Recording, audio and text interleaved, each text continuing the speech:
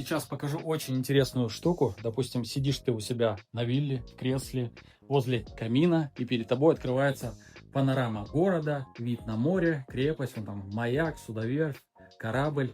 И все это прямо перед глазами. А видишь ты это все, потому что правильно сделаны ограждения. В некоторых проектах делают массивный такой набалдажник сверху, и все. Половину вида он просто съедает. Именно стеклянные ограждения создают чувство свободы. Во-первых, когда ты стоишь, тебе не страшно. Во-вторых, тебе спокойно. Я считаю, что этим не нужно пренебрегать. Здесь все сделано четко, вид открыт, но ты стоишь и чувствуешь безопасность. И вообще перекрывать такую панораму – это грех.